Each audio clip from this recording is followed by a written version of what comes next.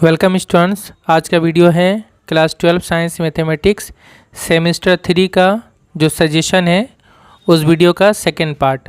Okay, इससे पहले वाले वीडियो में मैंने क्वेश्चन नंबर 1 से लेकर 20 तक बनाया था। इस वीडियो में मैं क्वेश्चन नंबर 21 से लेकर 40 तक बनाऊंगा। ठीक है, तो क्वेश्चन नंबर 21 क्या है? If y equal to tan inverse 4x by 1 plus 5x square plus tan inverse 2 plus 3x by 3 minus 2x then d y by D x equal to क्या होगा? तो देखिए स्टूडेंट, इसमें जो है हम थोड़ा सा ट्रिक अपनाएंगे। टेन इनवर्स ए प्लस टेन इनवर्स बी, अगर हम उसका फॉर्मूला यूज़ करेंगे तो ये बहुत लंबा बनेगा। ठीक है, तो यहाँ पे हम क्या करेंगे, थोड़ा सा ट्रिक यूज़ इस तरह से करेंगे कि हम यहाँ पे जैसे 4x है इसको हम चेंज करके लिखेंगे। 4x को हम ऐसे लिख सकते हैं 5x माइनस एक्स। ओके, और नीचे में जो 1 प्लस 5x स्क्वायर इसको हम इस तरह लिख सकेंगे, जस्ट यही सेम 5x इंटू एक्स, यानी ये टर्म और ये टर्म। ओके, तो इस तरह से क्या होगा कि ये एक फार्मूला में चेंज हो जाएगा। ये किसका फार्मूला बन जाएगा? इस तरह से tan inverse A minus tan inverse B का फार्मूला क्या होता है? Tan inverse A minus B by 1 plus A B. ठीक है, तो ये इस फॉर्म में अगर होगा तो इसका जो है ये होगा tan inverse A minus tan inverse B. ठीक है, तो ये इस तरह के फार्मूला में आ गया है। तो फिर इसका अगर हम इसको तोड़ के लिखेंगे तो ये होगा टेन इनवर्स ए का मतलब होगा 5x माइनस, क्योंकि यहाँ माइनस है, माइनस, और टेन इनवर्स बी यानी b मतलब यहाँ पे होगा x। ठीक है, इसी तरह यहाँ पर हम देख सकते हैं 2 प्लस 3x से नीचे 3 माइनस 2x। हम क्या करेंगे, ऊपर और नीचे जो है 3 से डिवाइड कर देंगे। तो यहाँ 3 से डिवाइड करेंगे तो ये होगा 2/3, यहाँ 3 से डिवाइड कर देंगे तो x हो जाएगा। ठीक है, नीचे भी डिनोमिनेटर को 3 से डिवाइड करेंगे इसको तो 1 हो जाएगा, और ये हो जाएगा 2/3 इंटू एक्स। जस्ट ये देखिए, ये हो गया a और ये हो गया b, और ये दोनों इंटू करके ही आ गया ये 2/3 इंटू एक्स। तो इसको अगर हम लिखेंगे तो क्या होगा, टेन इनवर्स ए मतलब हो गया 2/3, और यहाँ प्लस इसलिए प्लस होगा, टेन इनवर्स बी मतलब एक्स। तब ये आ गया ultimately y equal to this, यहाँ से माइनस टेन इनवर्स एक्स और plus tan inverse x cancel हो जाएगा, और अब आ गया फाइनली y का वैल्यू हो गया दिस। अब हम इसका डेरिवेटिव करेंगे d y by D x, तो क्या होगा, टेन इनवर्स 5x का डेरिवेटिव होगा। तो टेन इनवर्स एक्स का डेरिवेटिव क्या होता है? 1/1 प्लस एक्स स्क्वायर। ठीक, लेकिन यहाँ x के जगह में क्या है, 5x है, तो क्या होगा 1/1 प्लस 5x का स्क्वायर होगा इनटू, अब उसके बाद चेन रूल यूज़ करेंगे तो 5x का भी डेरिवेटिव लेना पड़ेगा, तो 5x का डेरिवेटिव कितना हो जाएगा, 5। फिर प्लस ये तो कांस्टेंट है, तो ये कांस्टेंट है तो इसका डेरिवेटिव कितना हो जाएगा, 0 हो जाएगा। ओके, तो अल्टीमेटली क्या आ गया, 5 इंटू 1 5, और नीचे हो गया 1 प्लस 25x स्क्वायर। तो करेक्ट ऑप्शन होगा C. Question number 22, if y equal to e to the power m into sine inverse x then the value of d square y by D x square at x equal to 0 is. तो ये double derivative है, तो इसको भी अच्छा question है। y equal to this, first derivative पहले लेंगे, d y by D x equal to कितना होगा, चूँकि e to the power x का डेरिवेटिव सेम होता है तो e to the power this same रहेगा इनटू, अब इसका डेरिवेटिव होगा चेन रूल के हिसाब से, तो m into sine inverse x का डेरिवेटिव कितना होता है, 1/√1 माइनस एक्स स्क्वायर। ठीक, अब ये तो हो गया d y by D x equal to, अब इसका मतलब क्या, इसका मतलब y, तो अगेन हम यहाँ इसका मतलब तो y, तो अगेन हम इसके जगह में क्या पुट कर देंगे, y, तो y इंटू एम हो जाएगा, my/√1 माइनस एक्स स्क्वायर। अब दोनों तरफ हम क्या करेंगे, स्क्वायरिंग कर देंगे, यहाँ भी स्क्वायरिंग हो जाएगा, इधर भी स्क्वायरिंग होगा, तो ये रूट हट जाएगा, तो ये इंटू हो जाएगा d y by D x का होल स्क्वायर के साथ इंटू 1 माइनस एक्स स्क्वायर, इधर स्क्वायरिंग होगा तो एम स्क्वायर वाई स्क्वायर। अब हम क्या करेंगे, differentiation with respect to x, फिर से डेरिवेटिव करेंगे। तो अब क्या होगा, इसका डेरिवेटिव क्या हो गया, ये हो गया u इंटू वी का रूल में यूज करेंगे, तो इसका डेरिवेटिव होगा 2 आएगा सामने, d y by D x into, अब d y by D x का डेरिवेटिव क्या होगा, d square y by D x square. ठीक, और ये जो है उसी तरह रहेगा, फिर माइनस होगा, अब इसका डेरिवेटिव करेंगे, तो इसका डेरिवेटिव करेंगे तो कितना आएगा, सॉरी यहाँ प्लस होता है, प्लस इसका डेरिवेटिव करेंगे तो 1 का 0 माइनस होगा, तो ये प्लस माइनस बन जाएगा, और एक्स स्क्वायर डेरिवेटिव क्या होगा 2x, और d y by D x का होल स्क्वायर उसी तरह रहेगा। ठीक है, इक्वल टू एम स्क्वायर उसी तरह रहेगा, कांस्टेंट है, इसका डेरिवेटिव क्या होगा 2 into d y by 2 into y into फिर y का derivative d y by D x. Okay, अब क्या करेंगे, इन दोनों से हम 2 कॉमन लेंगे, दोनों में 2 है, और dy/dx दोनों में से कॉमन लेंगे। तो यहाँ पे क्या बचेगा, ये कॉमन आ गया तो ये बचेगा इंटू 1 - x², माइनस यहाँ से 2 कॉमन आ गया, x रहेगा, और इसमें dy/dx का होल स्क्वायर में से 1 बाहर आ गया तो dy/dx रहेगा, इक्वल टू ये जिस तरह उसी तरह लिखेंगे 2 × m² y × dy/dx। दोनों तरफ से क्या क्या कैंसिल होगा, 2 2 और dy/dx कैंसिल हो गया। अल्टीमेटली क्या आ गया, ये आ गया d² y/dx² इक्वल टू क्या आ जाएगा, क्या करेंगे, ये m² × y ये इस तरफ हो गया राइट साइड में, और ये राइट साइड में जाएगा तो plus x × dy/dx divided by इसके साथ जो रहेगा वो नीचे आ जाएगा 1 - x²। अब हम d² y/dx² का वैल्यू x = 0 में लेंगे, दैट मीन्स हमें x के जगह में 0 पुट करना पड़ेगा। तो यहाँ x का जगह 0 पुट होगा तो ये 0 हो गया, यहाँ 1 - 0 हो जाएगा। m² × y के जगह में तो हम 0 नहीं पुट करेंगे, y का वैल्यू क्या है, y मीन्स क्या है, y मीन्स यहाँ पे हो जाएगा ये। अब यहाँ पे हमें x का वैल्यू 0 पुट करना होगा, तो साइन इनवर्स 0 भी लेंगे तो 0 ही आएगा। तो e का power m × 0 that means e का पावर 0, तो e का पावर 0 मतलब 1, ठीक है। इसलिए यहाँ पर जो है y का वैल्यू x = 0 में कितना हो जाएगा, 1 हो जाएगा, ओके। तो अल्टीमेटली कितना आ गया, ये m², यानी करेक्ट ऑप्शन होगा C। Question number 23, if dy/dx equal to u and d² x/dy² equal to v then the value of d² y/dx²। अच्छा, यहाँ पे क्वेश्चन थोड़ा सा गलत है, ये जो dy/dx इक्वल टू u है ये एक्चुअली में होना चाहिए dx/dy इक्वल टू u, तो इसको आप करेक्शन कर लेंगे, ठीक है। तो इसके हिसाब से फिर ये होगा dx/dy इक्वल टू u होगा। यहाँ से अगर हम इसको घुमा के लिखेंगे तो dy/dx कितना आ जाएगा, 1/u हो जाएगा, ठीक है। हमें इसका और इसका वैल्यू क्या है, d² x/dy² equal to v है, हमें निकालना है इसका वैल्यू d² y/dx²। तो d² y/dx² मीन्स क्या, इसको हम इस तरह लिख सकते हैं d/dx ऑफ dy/dx² है ना, इस तरह से, यानी dy/dx का एक बार और डेरिवेटिव करेंगे तब होता है डबल डेरिवेटिव, तो ये हो गया। अब dy/dx कितना हो जाएगा, dy/dx मतलब 1/u, तो 1/u का डेरिवेटिव x के रेस्पेक्ट में करेंगे तो क्या होगा, 1/u का डेरिवेटिव होगा पहले, तो 1/u का डेरिवेटिव कितना होगा, -1/u², ठीक। उसके बाद चूंकि इसको हमने u के रेस्पेक्ट में डेरिवेटिव किया है तो यहाँ पे फिर आएगा du/dx, ठीक। यानी इसको हम डेरिवेटिव u के रेस्पेक्ट में करेंगे कैसे, d/du × du/dx, इस तरह से, इसलिए यहाँ पे du/dx आएगा।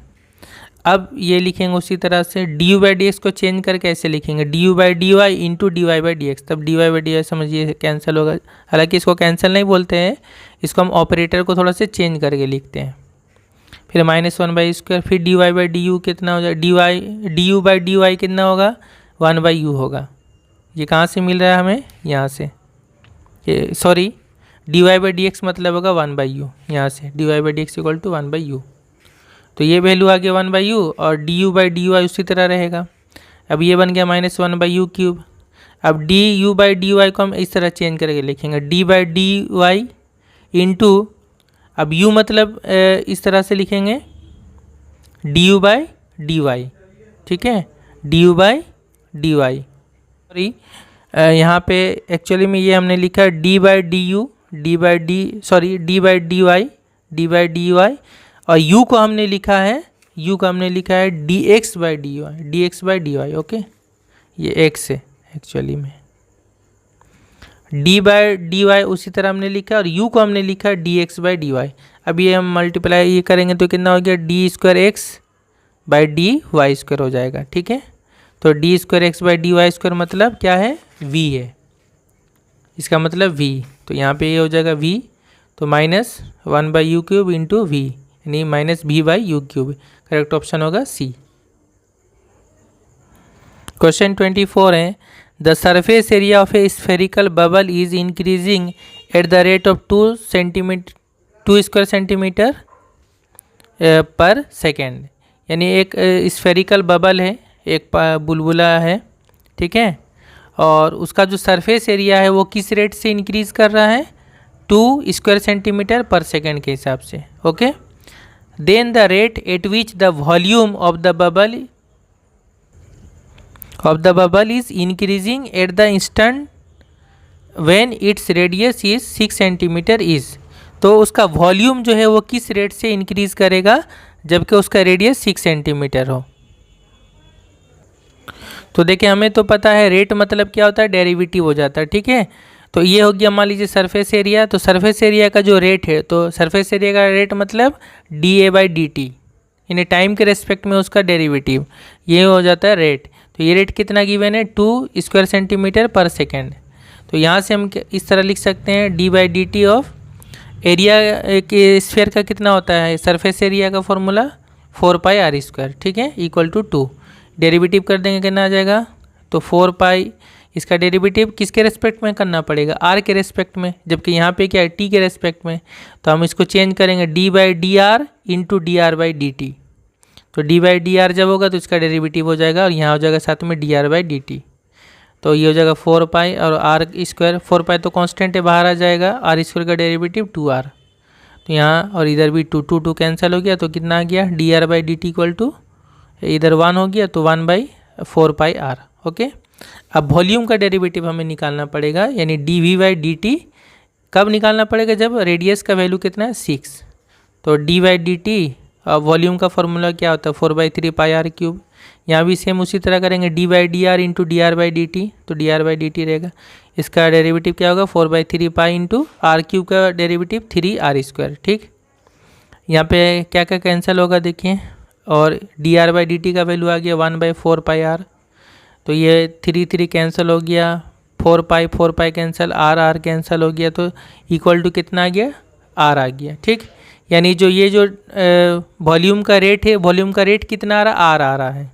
अब r का वैल्यू में कितना पुट करना है, 6। तो एक्चुअली में ये वैल्यू कितना आ जाएगा, 6 आ जाएगा, 6 क्यूबिक सेंटीमीटर पर सेकेंड। ये हो गया वॉल्यूम का रेट जो चेंज होगा, यानी करेक्ट ऑप्शन होगा D. Question number 25, the interval in which the function f(x) equal to 2x² minus log of mod x not equal to 0 is increasing is.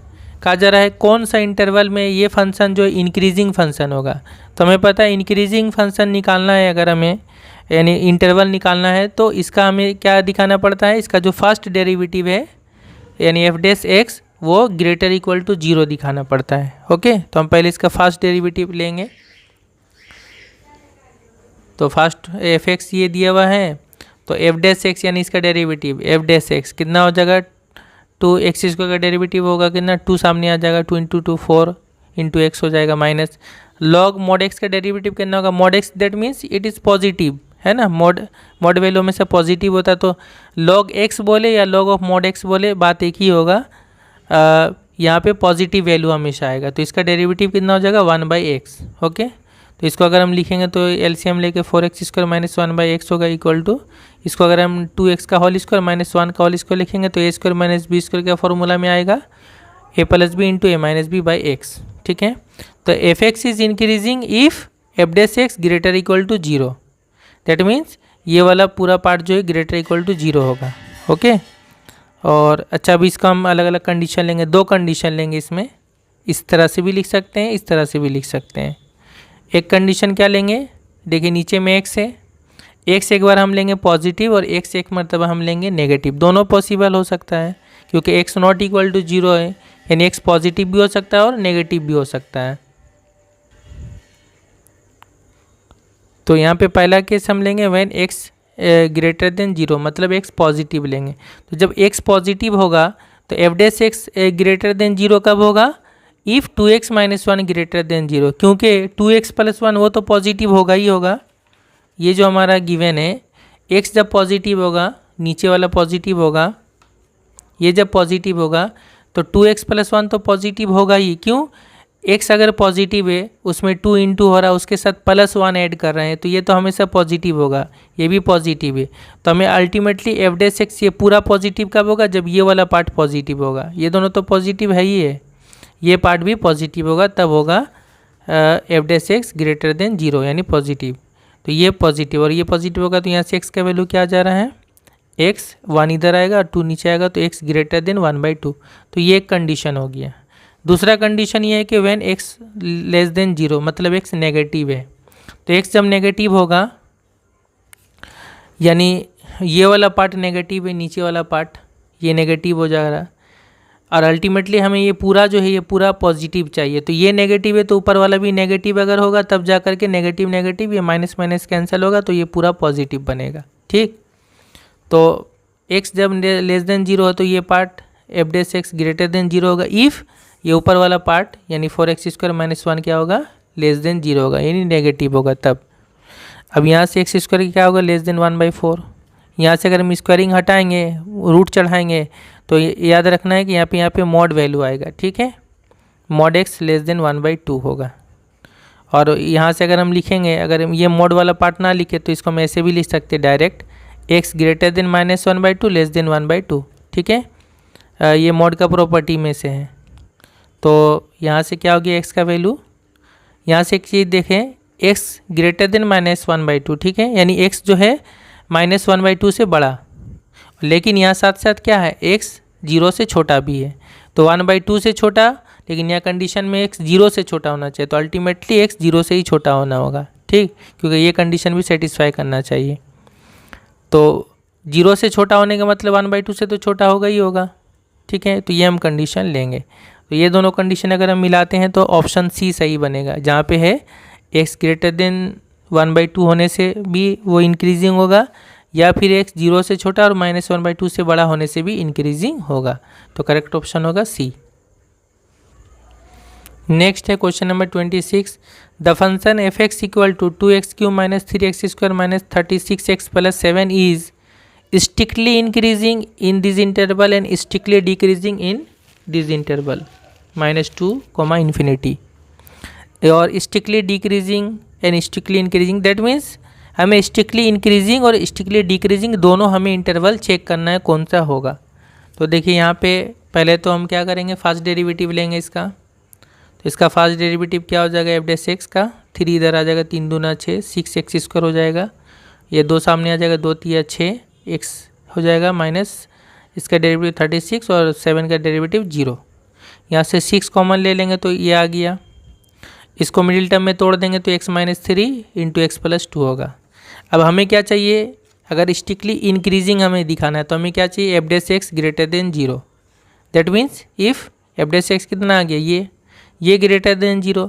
अब ये ग्रेटर देन 0 होने का मतलब क्या है, 6 तो पॉजिटिव है, ये टोटल दोनों 2 फैक्टर है, 2 फैक्टर इंटू होकर ग्रेटर देन 0 कब होता है, जब दोनों पॉजिटिव हो या दोनों नेगेटिव हो।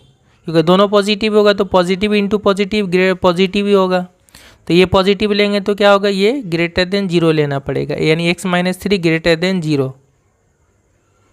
तो x ग्रेटर देन कितना हो जाएगा, 3। और ये जब ग्रेटर देन 0 लेंगे तो x ग्रेटर देन कितना हो जाएगा, -2। ठीक है, तो अल्टीमेटली हमें 3 से बड़ा या -2 से बड़ा लेना होगा। तो हम अल्टीमेटली क्या करेंगे, यहाँ से हम लेंगे x greater than 3।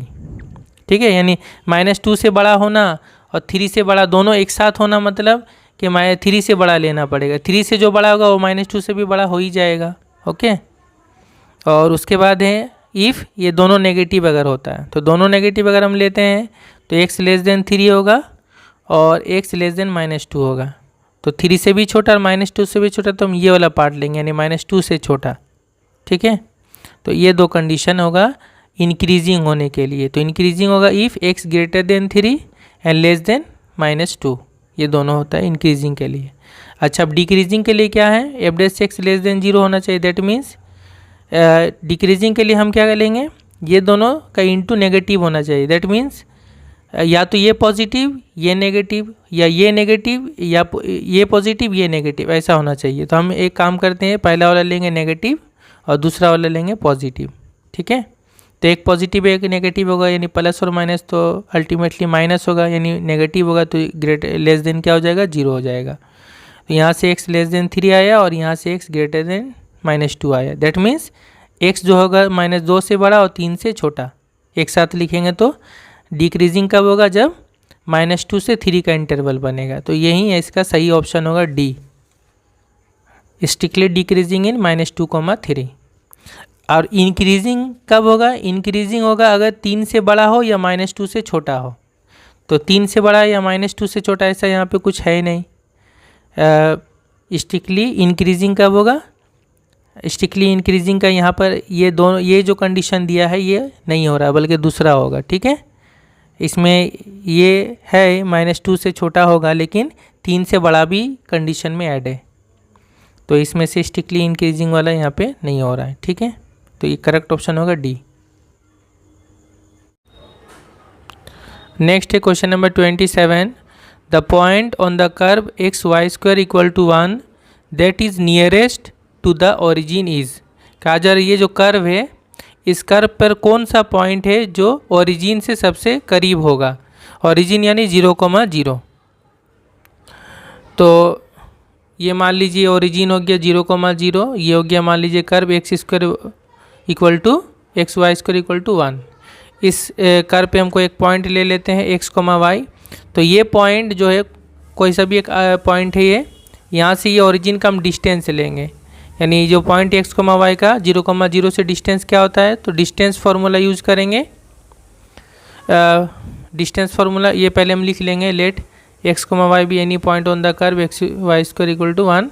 Distance from origin क्या होगा उस पॉइंट का, √x माइनस इसका x coordinate x minus, formula में पता है क्या फार्मूला होता है, x2 - x1 का whole square plus y2 - y1 का होल स्क्वायर। तो ये हो गया x और x2 और ये हो गया x1, तो x - 0 का होल स्क्वायर हो जाएगा, तो x - 0 मतलब x, और y - 0 का होल स्क्वायर हो जाएगा यानी y² हो जाएगा। तो ये हो गया डिस्टेंस फ्रॉम ओरिजिन, इसको हम d मान लेते हैं। ठीक है, तो d² = कितना होगा, x² + y², यानी रूट हट जाएगा।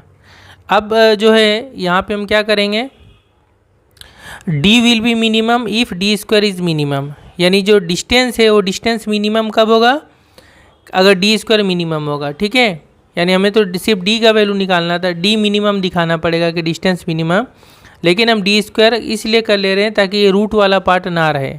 ठीक है, अगर d² मिनिमम होगा तो d भी मिनिमम ही होगा। तो अब d² कितना हो जाएगा, तो d² = कितना हो गया, x² + y²। y² का वैल्यू हमें यहाँ से मिल जाएगा, y² = कितना हो जाएगा, x इधर आएगा 1/x हो जाएगा, तो y² के जगह में हो जाएगा 1/x। अब इसका मिनिमम या मैक्सिमम ये जो है एप्लीकेशन ऑफ डेरिवेटिव है, तो यहाँ में हमें क्या करना पड़ता है, मिनिमम या मैक्सिमम दिखाने के लिए हमें फर्स्ट डेरिवेटिव और सेकंड डेरिवेटिव चेक करना पड़ता है ना। तो फर्स्ट डेरिवेटिव इसका लेंगे हम x के रेस्पेक्ट में d²/dx, x के रेस्पेक्ट में इसका डेरिवेटिव करेंगे तो ये हो जाएगा 2x - 1/x², 1/x का डेरिवेटिव, और डबल डेरिवेटिव कितना हो जाएगा 2 + 2/x³ हो जाएगा। अब हम क्या करते हैं, जो फर्स्ट डेरिवेटिव आता है उसको =0 करते हैं, वहाँ से हमें x का वैल्यू मिलता है, इसको 0 करके ये आ गया। यहाँ से जब वैल्यू आ रहा है तो x³ = 1/2 आ रहा है, मतलब 2 का पावर -1, तो x = कितना आ गया 2 का पावर -1/3, 3 इधर आ जाएगा -1/3 आ जाएगा, ये हो गया x। अब जो x का वैल्यू आता है उस वैल्यू को हम डबल डेरिवेटिव में चेक करके देखते हैं, अगर ग्रेटर देन 0 हुआ तो मिनिमम वैल्यू होगा, और लेस देन 0 होने से क्या होता है, मैक्सिमम वैल्यू होता है। तो ये हमने जब इसमें पुट किया, यानी x का वैल्यू 2 का पावर -1/3 यहाँ पर पुट किया, ये जो डबल डेरिवेटिव यहाँ पर पुट किया, तो यहाँ जब हम पुट करेंगे x का वैल्यू -1/3, तो ये कितना आ जाएगा, 2 का पावर कितना हो जाएगा, 3 कैंसिल होगा, 2 का पावर -1, और वो जब ऊपर जाएगा तो यानी 2 का पावर 1 हो जाएगा, यानी यह हो जाएगा 4 + 2 हो जाएगा, यानी 6 हो जाएगा। ठीक है, तो ये जो डबल डेरिवेटिव का जो वैल्यू आ गया x = 2 का पावर -1/3 में, ये वैल्यू कितना आ जा रहा है, ये होगा 6, और 6 क्या है, ग्रेटर देन 0 है। तो फिर इससे क्या समझ में आया, ये जो d² है, यानी d² जो है वो मिनिमम होगा कौन से पॉइंट पे, इस पॉइंट पे, या d² भी हम d भी कह सकते हैं, d भी मिनिमम होगा इस पॉइंट पे। अब y² = कितना है, 1/x है, तो यहाँ पे x का वैल्यू अगर हम पुट करेंगे तो ये माइनस ऊपर आ जाएगा, तो ये 2 का पावर -1/3 हो जाएगा। ठीक है, यानी y का वैल्यू अब कितना आ जा रहा है, 2 इधर आएगा तो 1/6 हो जाएगा, है ना। y² = कितना है, 2 का पावर 1/3, तो यहाँ ये पावर हटेगा तो इधर आ जाएगा, यहाँ 3 से इंटू हो जाएगा, 2 का पावर 1/6, यानी x का वैल्यू हो गया 2 का पावर -1/3 और y का वैल्यू हो गया 2 का पावर 1/6। तो पॉइंट क्या बना, पॉइंट बनेगा ये वाला पॉइंट, करेक्ट ऑप्शन होगा सी। और जस्ट हम उसमें एक्स का वैल्यू देखकर ही बता सकते कि यही पॉइंट होगा। ओके, अगर हम वाई ना भी निकाले तो हम इस तरह कर सकते हैं, और एमसीक्यू में तो हमें ऐसा करना भी चाहिए। क्वेश्चन नंबर 28 है, ये टेंजेंट और नॉर्मल वाला क्वेश्चन है। If the tangent to the curve Y square equal to X cube at M square comma M cube is also a normal to the curve at capital M square comma M cube, then the value of M small M into capital M is. तो कहा जा रहा है ये जो curve है इस पर हम एक टेंजेंट लेंगे। कौन सा पॉइंट पे लेंगे? इस पॉइंट पे लेंगे। वो जो टेंजेंट होगा वो एक नॉर्मल भी होगा उस कर्व पर इस पॉइंट पे, ठीक है।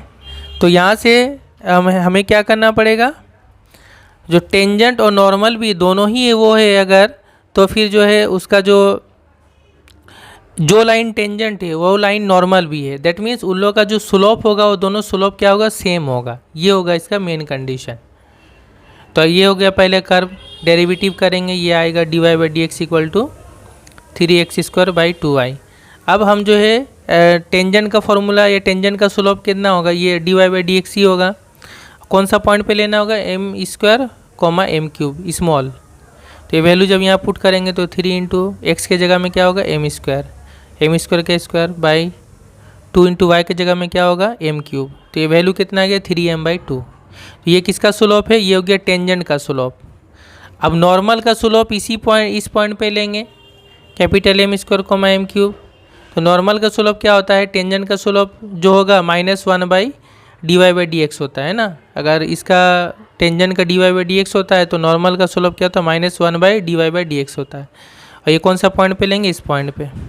तो -1 जस्ट ये सेम होगा, इसके जैसा ही होगा क्योंकि dy बाई डी एक्स है और ये सेम है इसी तरह से। तो ये कहना जैसे 3 स्मॉल m था, यहाँ पे कैपिटल m होगा 3m/2। और ये जब हो जाएगा माइनस तो ये ऊपर आ जाएगा 1/3m/2। तो ये पलट जाएगा तो 2/3m होगा। तो ये किसका स्लोप हुआ? ये हो गया नॉर्मल का स्लोप, ये हो गया टेंजेंट का स्लोप। अब जैसा बोला है कि टेंजेंट और नॉर्मल दोनों सेम ही होगा, तो ये दोनों स्लोप भी आपस में क्या होगा? सेम होगा। That means 3m/2 equal to -2m/3m। यहाँ से m इंटू एम कितना आ गया? -4/9, यानी करेक्ट ऑप्शन होगा D. Question number 29, if the normal at the point b(t1)² 2b(t1) to the parabola y² equal to 4bx meets it again at the point this, then. कहा जा रहा है ये जो पैराबोला है इसका हम क्या करेंगे? एक पॉइंट, इस पॉइंट पे हम नॉर्मल लेंगे। अब वो जो नॉर्मल बनाएंगे वो नॉर्मल दोबारा से उस पैराबोला को इस पॉइंट पे क्या कर रहा है? मीट कर रहा है, टच कर रहा है या मीट कर रहा है, ठीक है, इंटरसेक्ट कर रहा है। देन इनमें से कौन सा सही होगा? तो देखिए सबसे पहले तो हम क्या करेंगे? नॉर्मल का हम इक्वेशन निकालेंगे। y² equal to 4bx derivative करेंगे, x के रेस्पेक्ट में 2y आ जाएगा into dy by D X होगा, और इस जगह 4b हो जाएगा, ठीक है। 2 कैंसिल हो जाएगा, dy बाई डी एक्स कितना आ जाएगा? 2b/y होगा। यहाँ से dx/dy निकालेंगे, क्यों? क्योंकि नॉर्मल का जो स्लोप होता है वो हम कैसा लिखते हैं? dx/dy। ये होगा, इसका उलट जाएगा। अब ये कौन सा पॉइंट पे लेना होगा? ये स्लोप हमें b(t1)² 2b(t1). यहाँ पे y के जगह में क्या पुट हो जाएगा? 2b(t1), ठीक है, और नीचे 2b कट के कितना आ गया? t1। अब इक्वेशन ऑफ नॉर्मल इस पॉइंट पे क्या होगा? तो नॉर्मल के इक्वेशन हमें पता है क्या होता है? y - y1 इक्वल टू यहाँ पे हो जाएगा dx/dy, जो वैल्यू लेना होगा उस पॉइंट पे, इंटू x - x1। तो y - y1 कितना है? ये वाला y - y माइनस, और माइनस यहाँ लगता है, और यहाँ पे लगता है ये dx/dy का वैल्यू जो इस पॉइंट पे आया कितना गया? t1। यहाँ पे t1 होगा, और x - x1 कितना? ये वाला है। ये हो गया किसका formula? Equation of the normal, sorry formula ने इक्वेशन ऑफ द नॉर्मल, ठीक है। अब ये नॉर्मल क्या कर रहा है? उस पैराबोला को दोबारा इस पॉइंट पे मीट कर रहा है। तो इस पॉइंट पे मीट कर रहा है, इसका मतलब ये कि ये पॉइंट इस नॉर्मल के ऊपर होगा। तो ये पॉइंट हम इस नॉर्मल पे पुट कर देंगे। ये हो गया x का वैल्यू, ये होगा y का वैल्यू। तो y के जगह में पुट हो जाएगा ये 2b(t1), ये सेम रहेगा, -t1। x के जगह में क्या पुट हो जाएगा? b(t2)², b(t2)² हो गया। यहाँ से 2b कॉमन ले लेंगे, यहाँ जगह t2 - t1 -t1। यहाँ से कॉमन लेंगे बी कॉमन ले लेंगे तो हो जाएगा ये T2 का स्क्वायर माइनस T1 का स्क्वायर, मतलब A square minus B square का फॉर्मूला। तो ये टूट क्या आ जाएगा, a plus B into A minus B. अब दोनों तरफ से क्या क्या कटेगा, b और b कैंसिल होगा, T2 माइनस T1 कैंसिल हो जाएगा। इसलिए कैंसिल होगा क्योंकि T1 और T2 सेम नहीं है, अलग अलग पॉइंट है, इसलिए वो कैंसिल हो जाएगा। क्योंकि पैराबोला अगर इस तरह से है और ये एक पॉइंट है, इस पर अगर जो नॉर्मल इस तरह से अगर हम बना रहे हैं तो ये यहाँ पर दूसरा पॉइंट पे कटा है, तो ये दोनों पॉइंट अलग है। ये पॉइंट हो गया BT1 स्क्वायर कॉमा 2BT1 और ये अलग होगा, ठीक है, इसलिए हम इसको काट सकते हैं। अब ये कितना गया 2, ये यहाँ माइनस इधर आ जाएगा, माइनस 2/T1 इक्वल टू यहाँ हो जाएगा T2 प्लस T1। यहाँ से अगर हम लिखेंगे T2 इक्वल टू कितना जाएगा, माइनस T1 को माइनस 2T2, यानी करेक्ट ऑप्शन होगा D। इसको ऐसे भी लिखा जा सकता है T1 प्लस T2 और ये इधर आ जाएगा तो प्लस 2/T1 इक्वल टू 0, ऐसे भी लिख सकते हैं, ठीक है। अगर जो भी देगा कंडीशन हम ऐसे लिख सकते हैं। क्वेश्चन नंबर 30 है, the critical points of the function these are. तो क्रिटिकल पॉइंट किसको बोलते हैं, जिस पॉइंट पे फर्स्ट डेरिवेटिव क्या होता है, 0 होता है, तो इसका फर्स्ट डेरिवेटिव हम 0 कर देंगे। ये हो गया फंक्शन, इसका first derivative f dash x कितना आ जाएगा 2/3 into x square derivative 3x square minus 3/2 into x square derivative 2x minus 2 और 5 का 0, ये कट जाएगा, ये आ जाएगा 2x square minus 3x minus 2। इसको हम क्या कर देंगे, फर्स्ट डेरिवेटिव को इक्वल टू 0 कर देंगे। दैट मीन्स ये वाला इक्वल टू 0 हो गया, मिडिल टर्म के तरीका से बना लेंगे तो x का वैल्यू क्या आ जाएगा 2 माइनस 1/2, यानी करेक्ट ऑप्शन होगा B। नेक्स्ट है question number 31, a problem in mathematics is given to 3 students whose chances of solving it are 1/2, 1/3, 1/4 respectively. कहा जा रहा है मैथमेटिक्स का एक प्रॉब्लम 3 स्टूडेंट को दिया जाए अगर, तो उनका उस प्रॉब्लम को सॉल्व करने का जो चांस है, चांस मीन्स यहाँ जो प्रोबेबिलिटी है, ठीक है। तो पहला स्टूडेंट का सॉल्व करने का प्रोबेबिलिटी है 1/2, दूसरा का 1/3, तीसरा का 1/4। If the events of their solving the problem are independent, और ये जो सॉल्व करने का जो इवेंट है ये इंडिपेंडेंट है, इसको याद रखना कि इंडिपेंडेंट है, मतलब हम इंटरसेक्शन से अलग अलग लिख सकते हैं, है ना। P of A comma A intersection B को हम लिख सकते हैं P of A into P of B, ठीक। Then the probability that the problem will be solved is, तो प्रॉब्लम सॉल्व हो जाने का प्रोबेबिलिटी कितना है। तो देखिए इसको कैसे बनाएंगे, हमें पूछा गया है कि प्रॉब्लम सॉल्व हो जाने का प्रोबेबिलिटी क्या है। तो इसको हम इस तरह से लिख सकते हैं कि प्रॉब्लम सॉल्व होने का probability equal to 1 minus problem ना सॉल्व होने का प्रोबेबिलिटी, यानी प्रॉब्लम सॉल्व होने और ना सॉल्व होने का दोनों का प्रोबेबिलिटी मिलाकर ही तो 1 होगा। तो हम इसको उसी तरह से लिखेंगे, the probability that the problem will be solved, कि प्रॉब्लम सॉल्व हो जाएगा, इसका प्रोबेबिलिटी क्या होगा 1 minus probability that the 3 students could not solve the problem, है ना, कि तीनों सॉल्व नहीं कर पा रहे हैं, उस 1 में से अगर उसको माइनस कर देंगे तो आ जाएगा प्रॉब्लम सॉल्व होने का प्रोबेबिलिटी। तो अब जो है तीनों स्टूडेंट सॉल्व नहीं कर पाएंगे, इसको अगर हम लिखेंगे मैथमेटिकली तो ये होगा प्रोबेबिलिटी ऑफ, अगर हम मान लेते हैं let ABC be the event that the 3 students can solve the problem respective. अगर ABC का मतलब हम मानते हैं कि पहला स्टूडेंट सॉल्व कर ले रहा है, B मतलब दूसरा स्टूडेंट सॉल्व कर ले रहा है उसका प्रोबेबिलिटी, C मतलब तीसरा स्टूडेंट सॉल्व कर ले रहा है उसका प्रोबेबिलिटी। तो P ऑफ A मतलब 1/2 होगा जैसा क्वेश्चन में है, P ऑफ B 1/3 और P ऑफ C मतलब 1/4। तो P ऑफ A कॉम्प्लीमेंट का मतलब हो रहा है कि पहला स्टूडेंट का उस प्रॉब्लम को ना सॉल्व करने का प्रोबेबिलिटी, यानी सॉल्व नहीं कर पा रहा है, तो उसका प्रोबेबिलिटी कितना होगा, तो 1 से माइनस करना पड़ेगा 1/2 को, है ना। सॉल्व करने का प्रोबेबिलिटी और ना सॉल्व करने का प्रोबेबिलिटी दोनों मिलाकर ही 1 होता है। तो ये सॉल्व करने का प्रोबेबिलिटी, ना सॉल्व करने का प्रोबेबिलिटी 1 से माइनस करेंगे। इस तरह B का सॉल्व करने का प्रोबेबिलिटी 1/3, तो सॉल्व ना करने का प्रोबेबिलिटी कितना होगा 1 माइनस 1/3 यानी 2/3। इसी तरह C का होगा 3/4। तो यहाँ पर यहाँ पे हम इसका वैल्यू पुट करेंगे। अब ये तीनों इंडिपेंडेंट है, कौन ABC इंडिपेंडेंट है, तो फिर उनका कॉम्प्लीमेंट भी इंडिपेंडेंट होगा, ये तो प्रॉपर्टी है। तो फिर हम इसको इंटरसेक्शन में कैसे लिखेंगे, अच्छा इंटरसेक्शन का मतलब क्या, इसका मतलब ये हो रहा है कि AB सॉल्व नहीं कर पाएगा, इसका मतलब क्या होता है एंड, और B भी सॉल्व नहीं कर पाएगा और C भी सॉल्व नहीं कर पाएगा, तीनों सॉल्व नहीं कर पाएगा, ये प्रोबेबिलिटी इसका मतलब हुआ। अब इंडिपेंडेंट तो अलग अलग हो जाएगा। अब इसका वैल्यू सारा पुट कर दे 1/2 इंटू 2/3 इंटू 3/4, कट के कितना आ गया 1/4, तो 1 से माइनस करेंगे 3/4, तो प्रॉब्लम सॉल्व होने का प्रोबेबिलिटी कितना होगा 3/4। ठीक, D option correct. Question number 32, A probability of A 2/3, A probability of B 1/2 and probability of A union B 5/6, then the value of probability of B by A, यानी conditional probability निकालना पड़ेगा। ठीक है, easy question है, ये तीनों given है। Probability of B by A का फॉर्मूला क्या होता है, probability of B intersection A by probability of A. अब प्रोबेबिलिटी ऑफ ए तो कितना है 2/3 तो है ही है, लेकिन P of B intersection A का तो वैल्यू नहीं है, वो ऐसे निकलेगा probability of A plus probability of B minus probability of A union B. क्यों? क्योंकि probability of A union B का फॉर्मूला हमें पता है क्या होता है, probability of A union B क्या होता है, probability of A plus probability of B minus probability of A intersection B, ये होता है ना।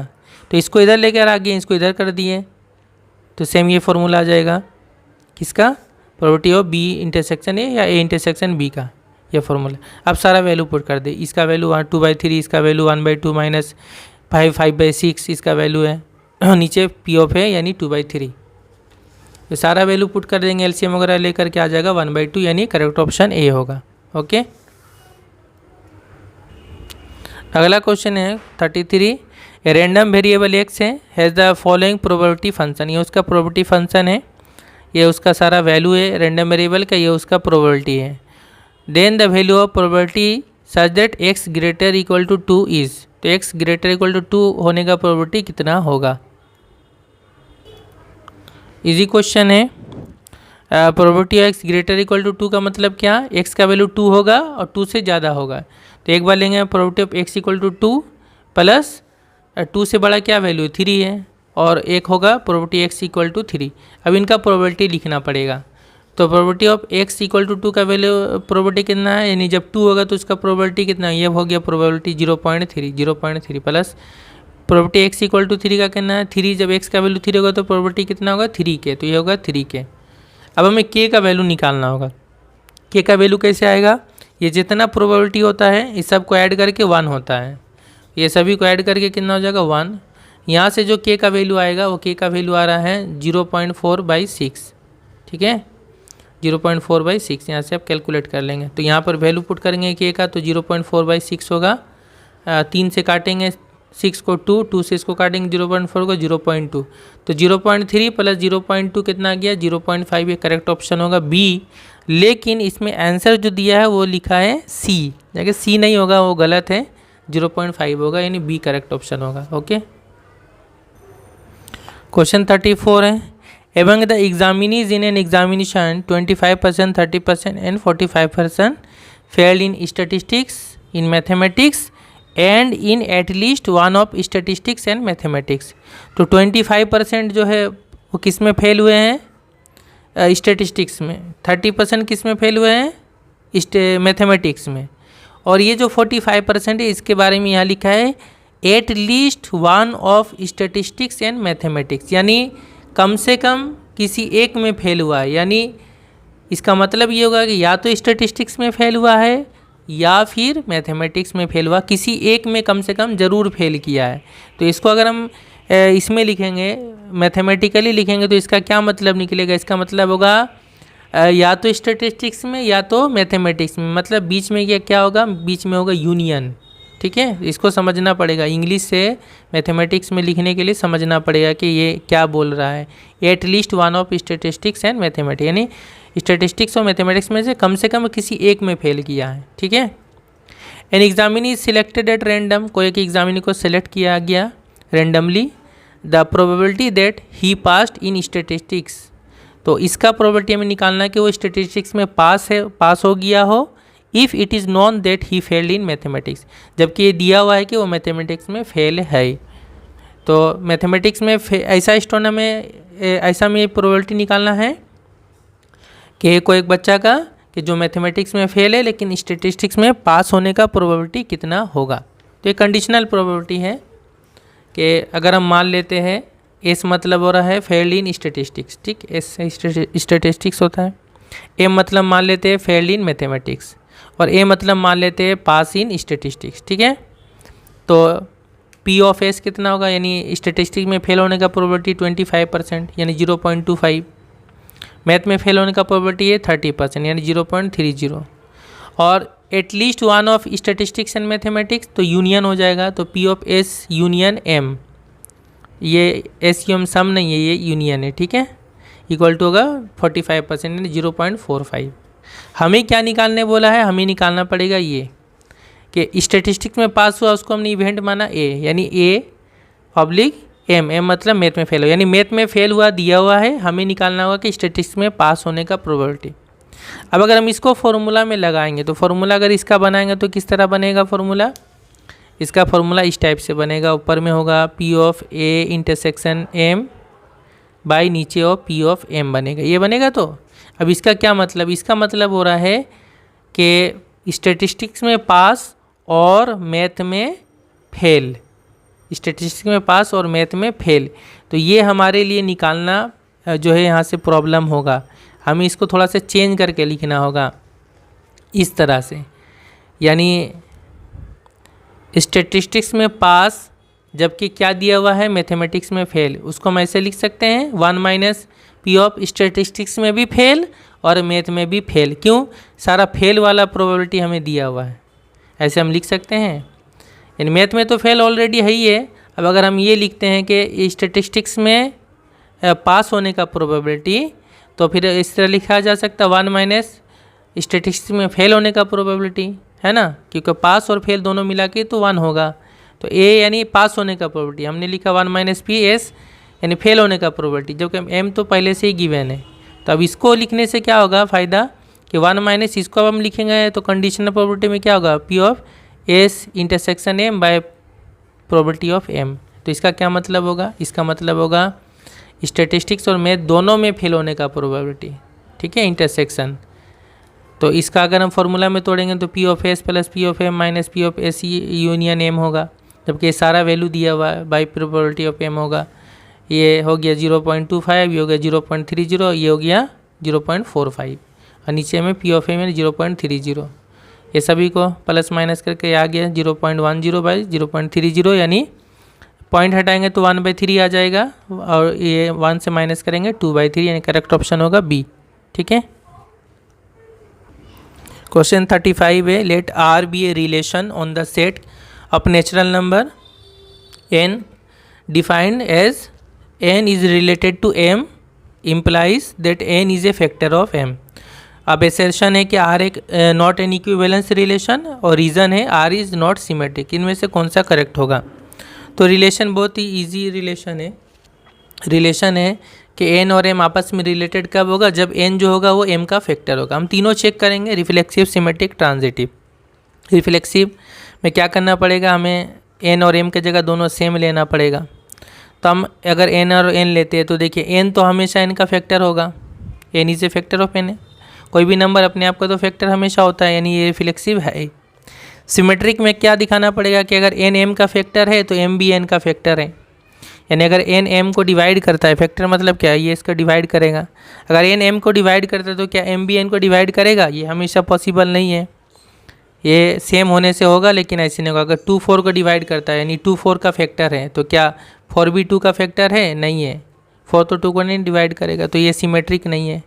ट्रांजिटिव, ये ट्रांजिटिव होगा, जैसे 2 4 को डिवाइड करता है और 4 8 को डिवाइड करता है, तो क्या 2 8 को डिवाइड करेगा, यानी 2 8 का फैक्टर होगा, हाँ होगा बिल्कुल, तो ये ट्रांजिटिव भी है। तो डेट मीन्स ये रिफ्लेक्सिव है, ट्रांजिटिव है बट सिमेट्रिक नहीं है। तो अल्टीमेटली क्या हुआ, अल्टीमेटली हुआ कि इक्विवेलेंस रिलेशन नहीं है। अब इक्विवेलेंस रिलेशन ना होने का वजह क्या बना है कि ये सिमेट्रिक नहीं है, तो फिर यहाँ पर ये पहला वाला सही है, R is not an equivalence relation. और दूसरा है कि किस वजह से ये इक्विवेलेंस नहीं है, तो ये जो रीज़न है कि आर सिमेट्रिक नहीं, ये भी सही है, तो इसका करेक्ट ऑप्शन होगा ए, यानी ए और A and R both are true and R is a correct explanation of A, दोनों ही ट्रू है, और आर जो ये रीज़न बताइए सही रीज़न है इसका ए का। ठीक, तो करेक्ट ऑप्शन होगा ए। क्वेश्चन नंबर 36 एसर्शन है, determinant of adjoint of adjoint of adjoint of matrix A equal to determinant of matrix A to the power n-1 whole cube, where n is the order of matrix A, जहाँ पर n क्या है, ए matrix का order है। और इसका reason में कहा है determinant of adjoint of A equal to determinant of A to the power n। तो देखिए ये जो रीज़न है ये रीज़न रॉन्ग है। रीज़न है यहाँ पर n-1 होता है। किसी एडजॉइंट A का जो डिटर्मिनेंट होता है वो A का डिटर्मिनेंट का पावर n-1 होता है। तो यहाँ रीज़न रॉन्ग है, जबकि ये वाला सही है, ये वाला सही है। तो इसका करेक्ट ऑप्शन जो होगा वो होगा C करेक्ट होगा। A is true but R is false. इसको मैं थोड़ा सा दिखा देता हूँ कि ये कैसे होगा, ये होता भी कैसे ये भी बता दूँ। एडजॉइंट ऑफ A क्या होता है, determinant of A into A inverse होता है, ठीक है। अगर A इनवर्स हम लिखेंगे तो adjoint of A by determinant of A लिखते हैं, तो इसको ऐसे कर सकते हैं। इसके बाद हम दोनों तरफ डिटर्मिनेंट ले लेंगे, इधर भी डिटर्मिनेंट ले लेंगे, इधर भी डिटर्मिनेंट ले लेंगे। तो ये हो गया एडजॉइंट ऑफ A का डिटर्मिनेंट, इधर इसका डिटर्मिनेंट। अब ये पहले से डिटर्मिनेंट है, तो डिटर्मिनेंट क्या होता है, एक नंबर होता है ना, ये कांस्टेंट हो गया, तो ये बाहर आ जाएगा। अब जब ये कांस्टेंट बाहर आएगा डिटर्मिनेंट से, तो ये जैसे A इसका ऑर्डर n है, तो ये बाहर जब आएगा ये कांस्टेंट, तो A पावर लेके बाहर आएगा n। और अब रहा A इनवर्स का डिटर्मिनेंट। अब A इनवर्स का डिटर्मिनेंट और A का डिटर्मिनेंट का इनवर्स दोनों सेम होता है, यानी ये माइनस इनवर्स बाहर आ जाएगा। तो ये कितना आ गया, A का डिटर्मिनेंट ऑफ A का पावर n और डिटर्मिनेंट A का पावर -1, तो ये हो गया डिटर्मिनेंट ऑफ A का पावर n-1, ठीक है। तो रीज़न जो है यहाँ पर फॉल्स है, रीज़न क्या है, फॉल्स है, ओके। और अब जो हम फॉर्मूला यूज करेंगे, जैसे ये वाला एडजॉइंट ऑफ A, तो मान लीजिए एडजॉइंट ऑफ A मतलब क्या हो गया, एडजॉइंट ऑफ A मतलब होता है A का डिटर्मिनेंट A का पावर n-1, ठीक है। अब एडजॉइंट ऑफ A को अगर हम A1 मान लेते हैं, तो A1 बराबर कितना होगा, एडजॉइंट ऑफ A का पावर डिटर्मिनेंट ऑफ A का पावर n-1। और A2 मतलब मान लेते हैं एडजॉइंट ऑफ A1, तो ये हो जाएगा A1 का डिटर्मिनेंट का पावर n-1। और A1 का जो है, A1 मतलब क्या होगा, यहाँ पे A1 मतलब होगा A का डिटर्मिनेंट का पावर n-1। तो ये होगा A1 का डिटर्मिनेंट का मतलब A का डिटर्मिनेंट उसका पावर n-1, उसके बाहर में फिर n-1 है, तो ये हो जाएगा 2 बार n-1 इंटू हो जाएगा, ठीक है। अब हम अगर ये वैल्यू लिखेंगे, तो इसको हमने A1 माना है, एडजॉइंट ऑफ A को A1, तो ये हो गया। अब उसके बाद इसको हमने माना है A2, देखिए A2 मतलब माना है ना, तो ये हो जाएगा A2। अब एडजॉइंट ऑफ A2 मतलब क्या हो जाएगा, A2 का पावर डिटर्मिनेंट ऑफ A2 का पावर n-1। अब A2 मतलब क्या होगा, यहाँ हमने लिखा A2 मतलब ये, A2 मतलब ये, तो इसको लिखेंगे A2 मतलब यहाँ से हो जाएगा एडजॉइंट ऑफ A का पावर n-1, तो adjoint of determinant of A का पावर n-1 और पहले से n-1 ये होगा। अब A1 का मतलब यहाँ पर हमने लिखा, ये हो गया। अब A1 का मतलब डिटर्मिनेंट ऑफ A का पावर n-1 और पहले से n-1 का होल स्क्वायर, यानी n-1 का होल क्यूब हो जाएगा C, तो C होगा करेक्ट ऑप्शन। अब ये लास्ट है, इसमें कहा है read the following passage and answer the question 37 to 40 given below. ये पैसेज पढ़ने के लिए बोला और क्वेश्चन 37 से 40 तक इसी में से आंसर देना है। In an office 3 employees A, B and C process incoming copies of a certain form, यानी एक ऑफिस है जिसमें 3 एम्प्लॉई है A, B, C है, वो क्या करते हैं कि आने वाली इनकमिंग कॉपीज़ को कॉपी करते हैं, ठीक है, वो प्रोसेस करते हैं कॉपीज़ को। A process 50% of the forms, A process, A means a employee A क्या करता है, फॉर्म्स का 50% प्रोसेस करता है। B process 20% and C the remaining 30% of the forms. ये सभी हो गया उनका प्रोसेस करने का प्रोबेबिलिटी, ठीक है, percentage. A has an error rate of 0.06, B has an error rate of 0.04 and C has an error rate of 0.03। और ये तीनों का काम करने, प्रोसेस का काम करने के साथ साथ इनका एरर भी दिया हुआ है A, B और C का। तो क्वेश्चन 37 है the probability that B processed the form and committed an error. तो इसका प्रोबेबिलिटी निकालना है कि B ने उस प्रोसेस का काम को किया और उससे गलती हुआ यानी उसका एरर हुआ, तो वो कितना एरर होगा, इसका प्रोबेबिलिटी कितना है। तो देखिए यहाँ पे होगा पी ऑफ ए 50% यानी 0.50, P of B 0.20, P of C 0.3। ये हो गया किसका प्रोबेबिलिटी, प्रोसेस करने का प्रोबेबिलिटी। अब हम इस तरह से लिख सकते हैं प्रोबेबिलिटी ऑफ ए का एरर करने का प्रोबेबिलिटी जबकि ए ने उसको प्रोसेस किया, ठीक है। ई डबल आर मतलब एरर, यानी और बाय ए लिखा है, इसका मतलब ये कि ए ने उसको प्रोसेस किया और ए से ही एरर हुआ है, ठीक है। तो ये कितना होगा 0.06। बी ने प्रोसेस किया और बी से ही एरर हुआ 0.04, और सी ने उसको प्रोसेस किया और सी से ही उससे एरर हुआ है तो 0.03, ठीक है। अब क्वेश्चन नंबर 37 जो कहा है निकालने के लिए, वो ये कह रहा है ये निकालने के लिए कि बी ने प्रोसेस किया है एंड मतलब और बी से ही गलती हुआ है, ठीक है। अच्छा, इसका थोड़ा मीनिंग दूसरा हो रहा है। इसका मतलब ये हो रहा है कि पहले से ये हमने कह दिया कि ए ने उसको प्रोसेस किया और ए से एरर हुआ है, ठीक है। इसका मतलब हो रहा है कि दोनों एक साथ हो रहा है, बी प्रोसेस भी कर रहा है और बी से गलती भी हो रहा है। तो इसको अगर हम लिखेंगे कंडीशनल प्रोबेबिलिटी में क्या होगा, P of B into P of B error by P of B होगा, है ना, बाई बी होगा। तो प्रोबेबिलिटी ऑफ बी यानी बी के प्रोसेस करने का प्रोबेबिलिटी कितना है 0.20 है, यहाँ पे से 0.20, और बी से गलती करने का प्रोबेबिलिटी कितना है 0.04 है। तो ये दोनों मल्टीप्लाई हो जाएगा तो 0.008 होगा, करेक्ट ऑप्शन होगा सी। ये जो 0.008 आया, ये इसका मतलब ये हो रहा है कि बी ने उसको प्रोसेस किया और बी से गलती हुआ है, तो प्रोसेस और उसका एरर ये दोनों आपस में इंटू हो जाएगा। ये हो गया बी का टोटल, ठीक है। अब क्वेश्चन नंबर 38 में बोला है total probability of committing an error in processing the form. उस फॉर्म को प्रोसेस करने में टोटल जो एरर का प्रोबेबिलिटी है वो कितना होगा। तो टोटल प्रोबेबिलिटी जब हम निकालेंगे, total probability of committing an error, तो ये इस तरह से होगा प्रोबेबिलिटी ऑफ एरर, मतलब ए का, बी का और सी का तीनों आपस में ऐड हो जाएगा, है ना।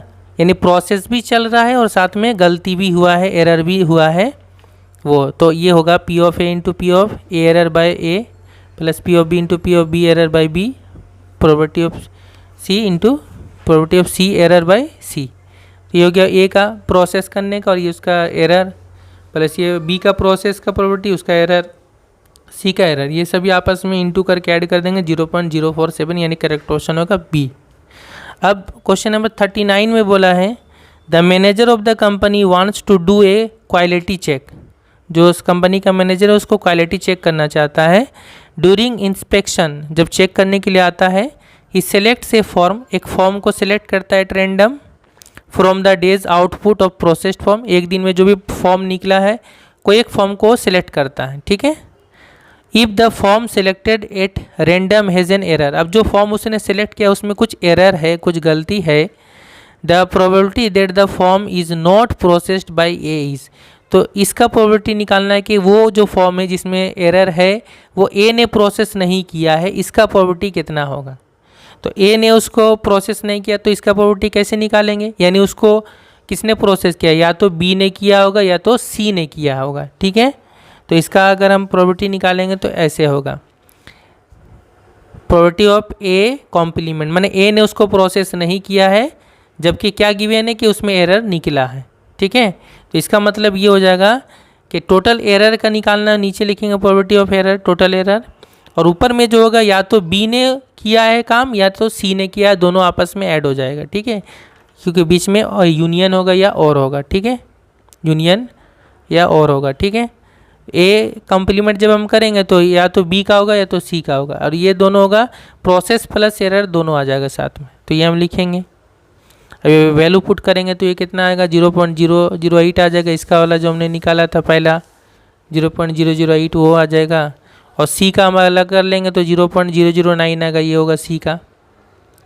ये दोनों नीचे में आ जाएगा टोटल एरर, ठीक है, क्योंकि एरर जो निकला है वो टोटल यहाँ पर लेना पड़ेगा, एरर सी बी और सी का नहीं है, टोटल एरर यहाँ देखा जाएगा, ठीक है।